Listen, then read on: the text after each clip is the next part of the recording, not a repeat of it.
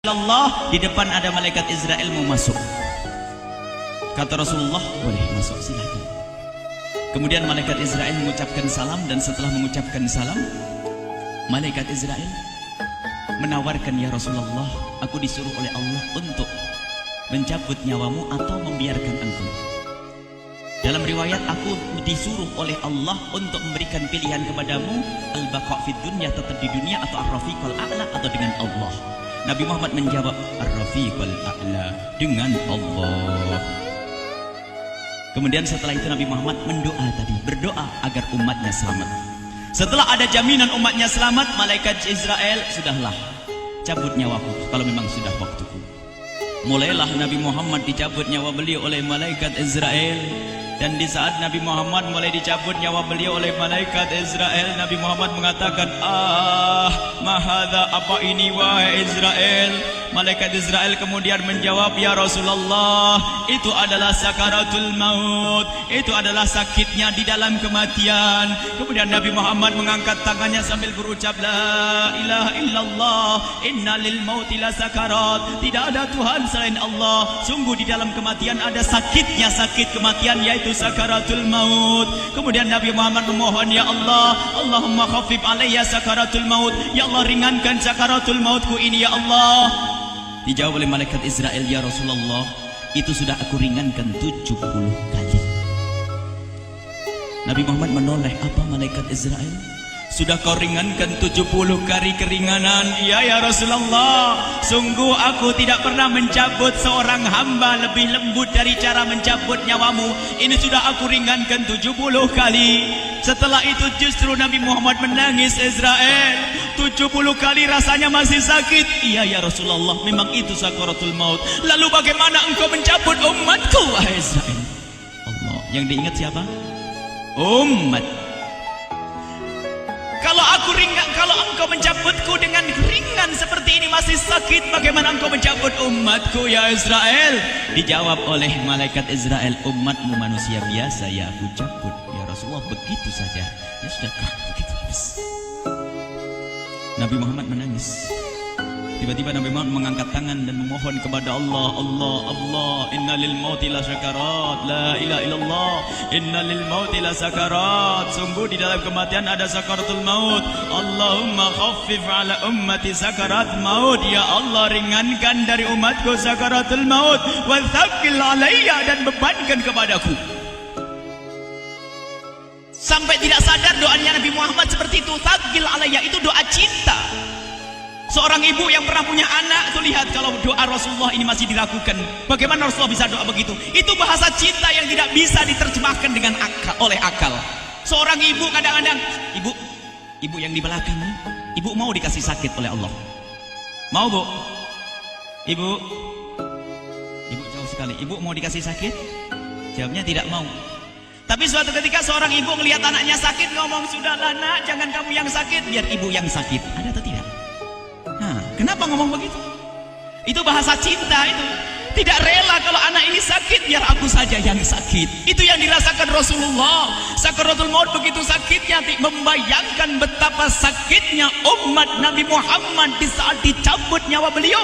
Maka Rasulullah mengatakan, ya Allah, ringankan sakaratul maut dari umatku, bebankan kepadaku saja, ya Allah. Wala sawfa yu'tika fatarda. Permintaan Nabi Muhammad tidak ditolak oleh Allah, dikabul dan dikabul, wahai Muhammad. Sallu ala Nabi Muhammad.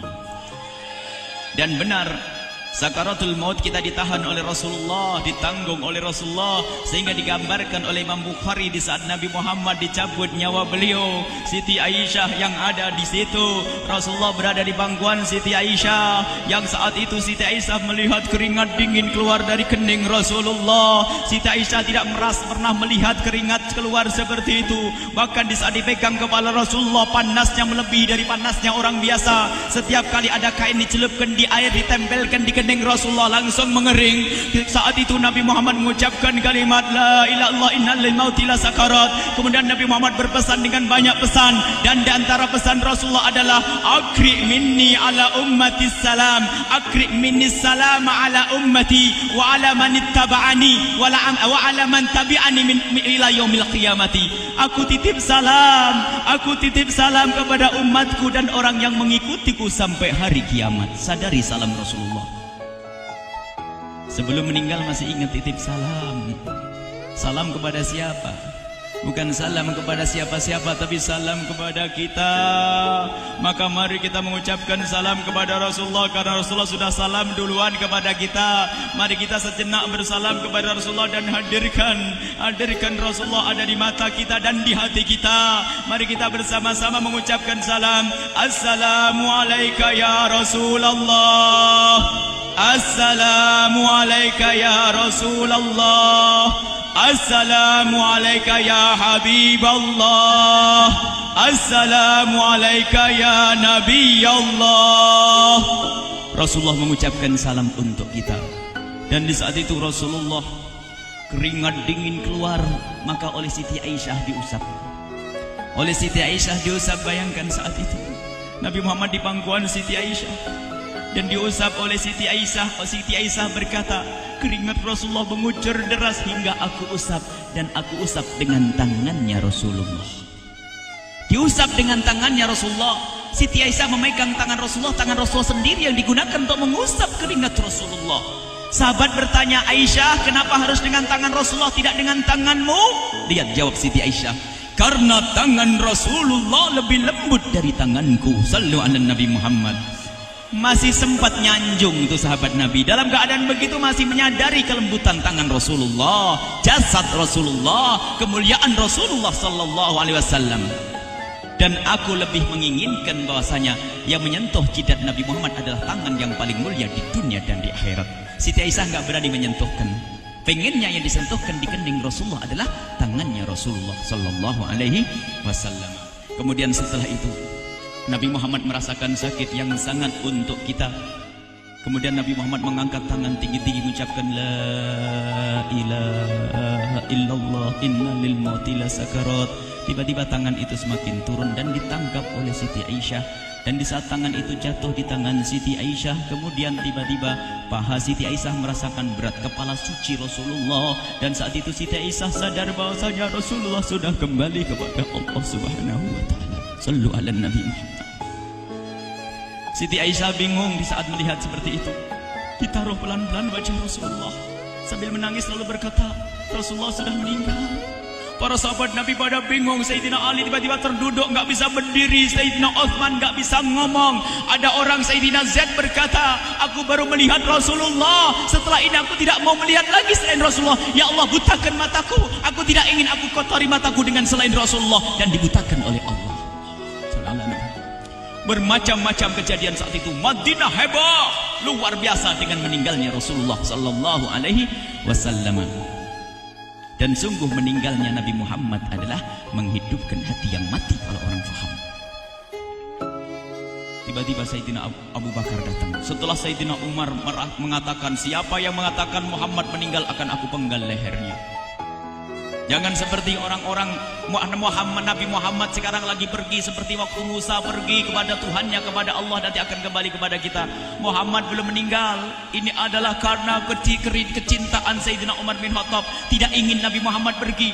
Tiba-tiba datang Sayyidina Abu Bakar As-Siddiq lalu masuk ke kamarnya Rasulullah, lalu masuk kepada Rasulullah, kemudian mengecup kening Rasulullah. Dan Sayyidina Abu Bakar berkata, ya Rasulullah, tibta hayyan wa mayyita. Ya Rasulullah, engkau tetap harum dalam keadaan hidup dan harum setelah meninggal dunia. Sallu ala Nabi Muhammad. Hingga sampai setelah hari besoknya meninggal Rasulullah, Senin sore, Selasa malam, Rabu dikubur Rasulullah sallallahu alaihi wasallam. Setelah dikubur, Sayyidat Fatimah bertanya kepada Sayyidina Abdullah ibn Abbas, Sayyidina Anas, wahai Anas, hai Anas, sambil menangis Sayyidat Fatimah Zahra, hai Anas, bagaimana engkau tega? Atabat anfusukum antahtu ra'sa Rasulillah. Apakah engkau rela menaburkan debu di atas kepala Rasulullah? Sayyidina Anas menangis kaget, ya wahai binta Rasulillah, kalau kami tidak dilupakan oleh Allah, niscaya tidak ada yang bisa mengubur Rasulullah. Jadi saat itu dilupakan oleh Allah, sehingga mereka tidak menyadari melakukan itu semua. Kalau mereka sadar, tidak akan bisa mengubur Rasulullah sallallahu alaihi wasallam. Ini yang diungkapkan oleh Sayyidina Anas, kalau seandainya kami tidak dilupakan oleh Allah,